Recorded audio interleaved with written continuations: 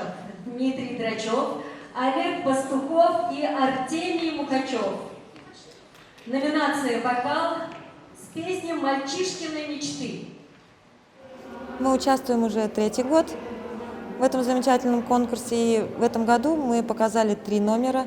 Мы увидели, что девочка с нашей школы в том году заняла 1-е место. Я подумала, почему бы и нам не попробовать, не поучаствовать. У меня дочка очень творческая. Педагог, может быть, предложила, Ксюша, то есть она за такие, она всегда за вот такие действия, там какие-то на сцену, там что-то рассказать, что-то, какое-то выступление. Ну, это же развитие жизни. Если не будешь развиваться и будешь просто сидеть, ну, это же неинтересно.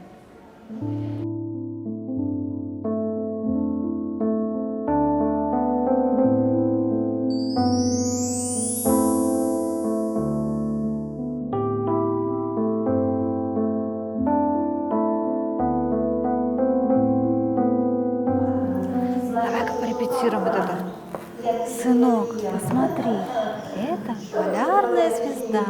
Она самая яркая звезда. А ты знаешь, сколько живут? Мы учимся в школе Стартамакской РЦДО. И учителя заметили, что у Мурата способности к пению и начали заниматься. Мы сначала выступали на школьных концертах, и учительница нам предложила, чтобы мы поучаствовали здесь, попробовали свои силы. Вот. Но так как сначала он немножко побоялся, как бы один, большая сцена, такое предложение поступило от учительницы, в общем, чтобы мы вместе с ним выступили. Ну и вот решили попробовать. В общем-то, вроде удачно. Наши следующие участники – Мурат Тукаев и Руфина Тукаева. Песня Дениса Майданова «Для чего мы на свете живем».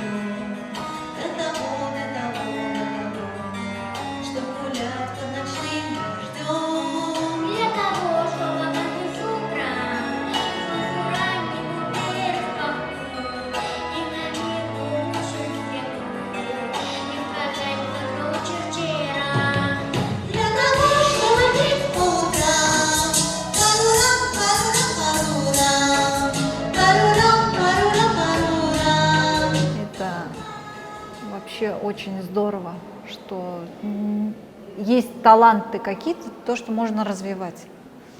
Вот. Не просто так мы сидим на одном месте, как говорится, где-то, то он еще немножко и рисует. Тоже мы стараемся и в таких конкурсах участвовать, где рисуют очень много. Пока еще только в школьных выступали конкурсах, так скажем, да? Но ему приятно, что там занял там 2-е, 3-е место, пусть даже не в певческих, а рисовании там, или где-то. Вот любые конкурсы, он везде.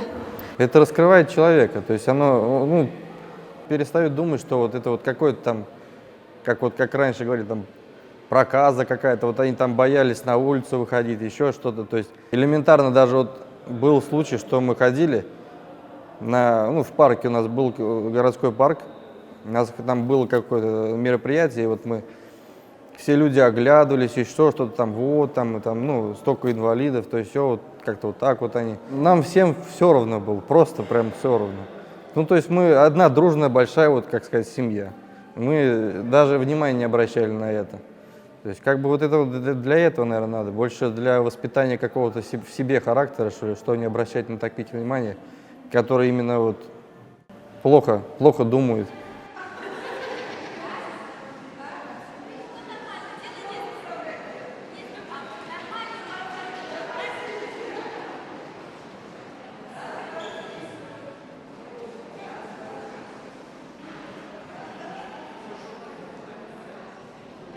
В школе Ангелина постоянно ведущая во всех праздниках, стихи рассказывает, поет.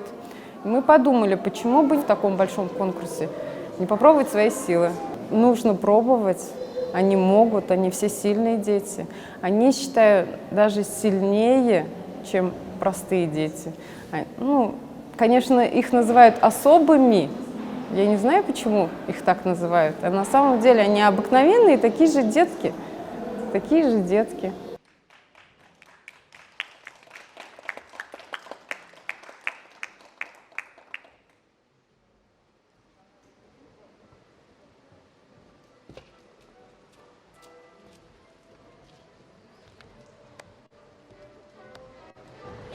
Агния Барто в театре.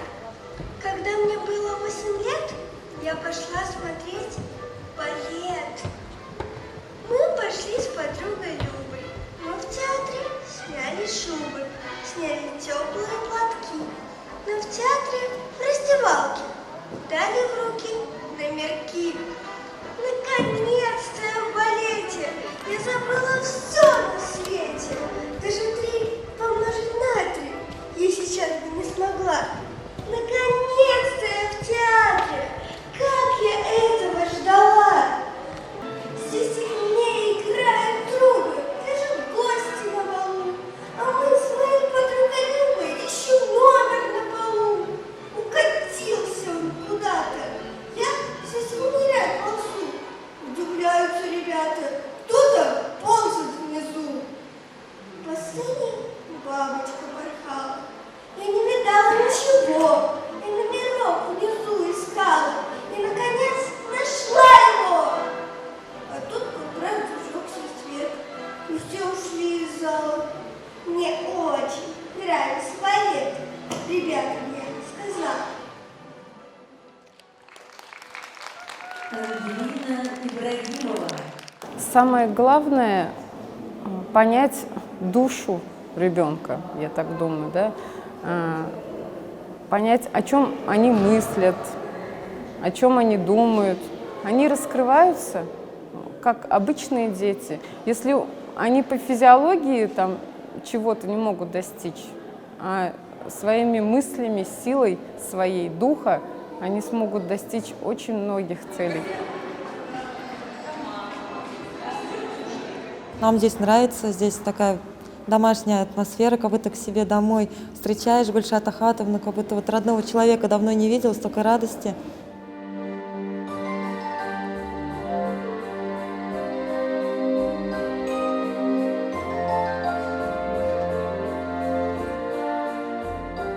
Такие конкурсы очень важны, потому что здесь есть возможность показать себя, выйти в свет. Никто тебя не будет обсуждать, показывать, что ты вот в коляске, а ты кривой, а ты вот такой не разговариваешь. Здесь, как говорится, большая семья, и все друг друга понимают, и все сплоченные. Дети чувствуют доброту, раскрываются на сцене.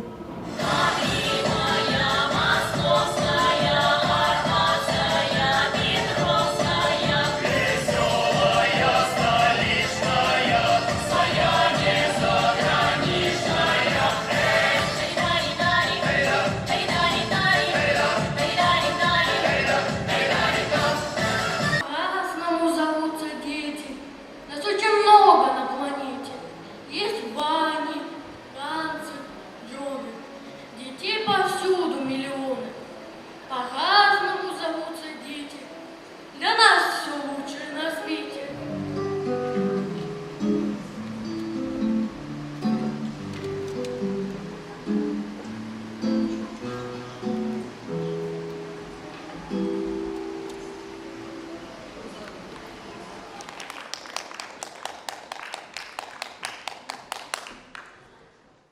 В этом году организаторы конкурса пригласили меня в качестве члена жюри. Знаете, это, с одной стороны, очень важный этап в моей жизни. Почему? Потому что, оказавшись по другую сторону, совсем по-другому воспринимаешь этот конкурс, эту работу, ту подготовку, которая проводилась. Очень приятно видеть, что те, с которыми я начинал, сейчас продолжают свое движение вверх и не останавливаются на достигнутом. Очень приятно видеть молодые лица, которые понимаешь, что у людей, у детей прежде всего, есть талант, их нужно развивать. Жалко, что в Республике Башкортостан вот такой конкурс, он пока на данный момент единственный. Есть федеральные конкурсы, но туда очень трудно попасть. А наш конкурс показывает, что мы есть, мы рядом, педагоги, наставники, которые работали с детьми на протяжении нескольких месяцев после первого этапа, показывают, что они рядом, они всегда готовы помочь, кого-то взять под крыло и довести дальше после завершения конкурса тоже.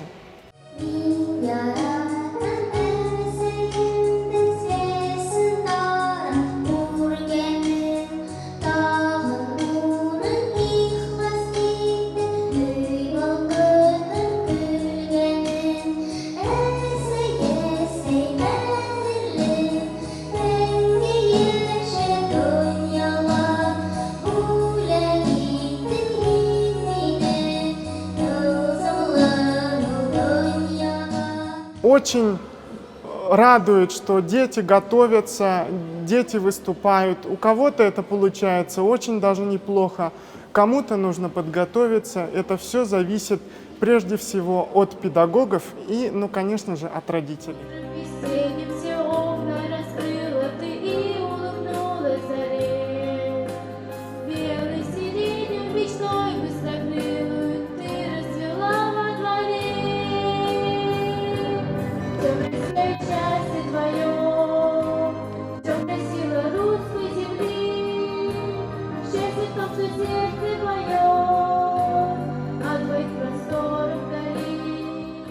У нас ежедневные репетиции, 1,5 часа мы танцы учим, старые повторяем, полчаса мы стих какой-нибудь учим, новый или повторяем.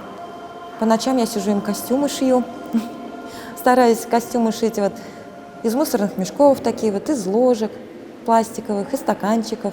Но сейчас я тоже участвую в драматической постановке, играю «Дог-бульдог». Мы показывали постановку в первом этапе.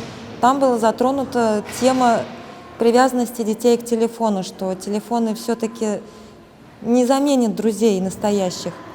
То есть в театральных постановках мы поднимаем темы, которые близки нашим детям. Показать со стороны, как выйти из сложившейся ситуации.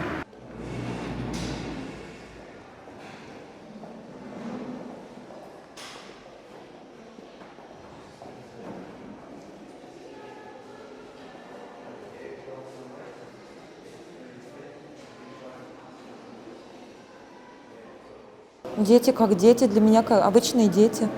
Вот даже взять аутистов, которые просто аутисты, вот пенсию, грубо говоря, получили, не занимаются, и наши дети, которые занимаются, это черное и белое. Даже вот в больницах говорят, что видно, что детьми занимаются. Любого аутиста можно сделать так, что он не видно будет аутиста. И вот посторонние люди, когда говорят, а у вас дети инвалиды, я говорю, да, так с удивлением смотрю, какой же диагноз, это вообще, говорит, близко, говорит, не инвалиды. У них не похожи они. Принятие пришло, наверное, через полгода примерно, когда я поняла, что у нас есть диагноз. Было очень страшно, очень страшно. Думалось о том, что жизнь закончена. Очень было страшно, даже непередаваемо. Слезы, отчаяние были. Потом я поняла, что это мой ребенок, и она такая же обыкновенная, как все дети. А пришлось принять? Потому что ты видишь, ты знаешь, что ты ради этого человека сделаешь все на свете. Вот, ну просто это, ты знаешь, что ты его родила, это твой ребенок. Ты никуда его не денешь, никуда, ну все, это вот оно твое. Значит, так было нужно. Ксюше было 5 лет еще только. Ну, спустя, наверное, месяца 3-4 уже совместного проживания, то есть она уже первый раз называла меня папой уже. То есть своих детей у меня еще не было, потом только уже появилась, считай, вот, младшая. Я не придавал какого-то там особенного вот этого там, ну, что-то там. То есть она в здравом уме, то есть, ну, единственная проблема, что опорно-двигательный аппарат, все. То есть в этом ничего я не вижу плохого. Некоторые люди стыдятся вот выходить на улицу, то есть говорить об этом, рассказывать про это. То есть как-то они как затворники живут, но мы нет. Как-то изначально я не придаю этого особого какого-то там значения. То есть мы вполне обычная семья, она вполне обычный ребенок. Также все живем. Ах, как хочется просто петь, подставляя солнышку руки, чтобы много успеть суметь, чтоб не мучила боль разлуки. Ах, как хочется с горки вниз, чтоб сердце громко стучало, чтоб желания все сбылись, чтоб опять начать все сначала. Ах, как хочется передать эту радость родным и близким и успеть жизнь смысл понять, земле поклониться низко. Ксения Копыркина. Первые эмоции, как, пап, ну как, хорошо, и, то есть выступила прям вот нормально, все отлично. Я говорю, отлично, все хорошо, то есть, ну, запнулась, ничего страшного, то есть, ну, бывает такое. Не обращай внимания, говорю, главное, что выступила. Ну, наверное, каждый конкурс, он изменяет. В дальнейшем даже она где-то для себя, если видео вот я вот снимал, то есть она вырастет, у нее по-любому какой-то трепет останется вот к этим чувствам, которые она испытывала на сцене. То есть у нее отложится это все в подсознании, то есть она это будет переживать заново и заново, каждый раз, когда будет видео. Самый первый наш конкурс «Тамерлан», он, не знаю, прошептал, не знаю, просто рот открыл от страху. Сейчас он спокойно может любой диалог поддержать. И уже видно, что вот он рассказывает, у него эмоции. В том году еще вот он рассказывал, просто стих рассказал о войне, ну, рассказал война, и война как за хлебом сходил. А в этом году он уже вот с эмоцией вот прям показывает, что это война, что это тяжело. В обычной жизни я так думаю, что дети, они адаптируются, а вот родители очень трудно поменять их мышление. Опять-таки повторюсь, что они говорят, мой ребенок особенный, порой не пускают играть с обычными детьми, соседскими, с соседнего двора. Это абсолютно неправильно. Наш мир толерантен, и мы должны учить общество жить с такими, как мы.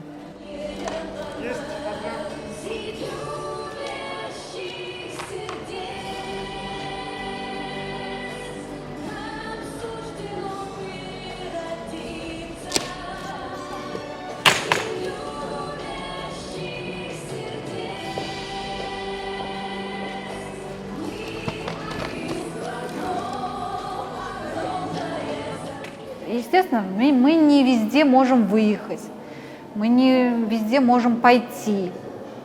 Даже вот недавно на реабилитацию приезжали, вот на прошлой неделе буквально мы только приехали. То есть мы идем, где-то мы бордюр не можем перешагнуть, где-то машина нам мешает. Ну, не всегда, не везде, но всегда приходится найти выход из ситуации. Вот. Куда-то на какой-то концерт мы не можем сходить, просто потому что мы на коляске. Ну, а куда деваться? Мы решили сами участвовать. Бывали такие случаи, что даже сегодня здесь вот заходишь, допустим, все там дверь помогут поддержать, еще что-то. А бывают такие, что, ну, вперед нас, допустим, заходит, захлопнул дверь. Ну, то есть, ну, не обращать внимания на это человека, и все. То есть я сам подержу дверь и сам закачу коляску. То есть как бы вот так вот. Ну, не обращать внимания, наверное, на это. Больше к этому надо стремиться. То есть живешь сам для себя, вот для ребенка, для вот таких вот моментов, что где-то там выступить, где-то что-то там, то есть какие-то положительные эмоции, чтобы испытал ребенок, и чтобы, то есть, совместно все это испытать. И все это запомнилось.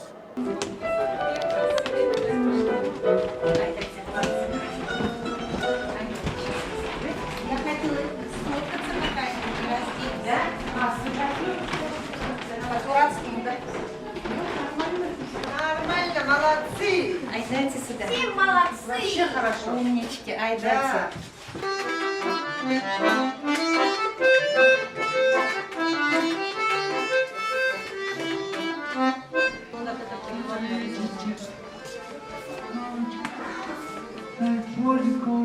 Каждый ребенок имеет талант, но вот для того, чтобы его раскрыть, это нужно работать прежде всего. У нас на один танец уходит новый танец выучить 3-4 дня. Стихотворение один день учим, второй день ставим интонацию.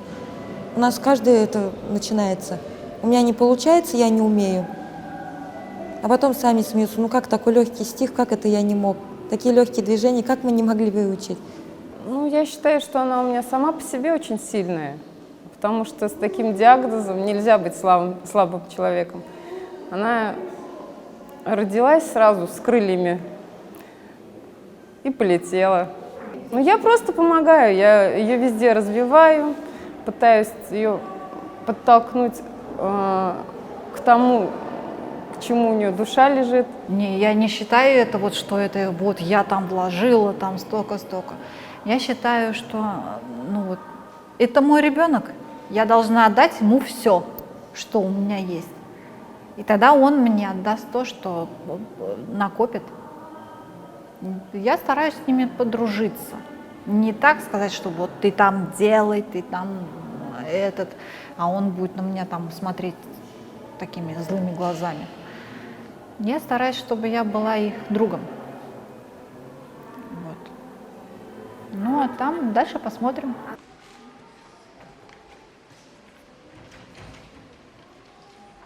Вот он, автор Мухаммед Хай. Минем ватанем, Асиян Давданки. Минхине или Бирман Фискинга, Хинхил Толмешью, Яшаю Быга. Созвездие талантов — это даже не конкурс, это одна большая семья, которую, если ты попал в нее, если у тебя получилось войти, то отсюда ты больше не выйдешь. Тебя никогда не оставят в беде. Продолжает развиваться сообщество талантливых детей после созвездия талантов. Более 400 детей объединяет сейчас это сообщество, и это было показательно. В прошлом году Совет матерей «Материнское сердце» отметил свое десятилетие. Был 10-й юбилейный конкурс как раз-таки, и получилось понять, что же сделано за эти 10 лет. Конкурс достаточно изменился. Это уже не просто конкурс, это вселенная детей, которые в себе видят талант.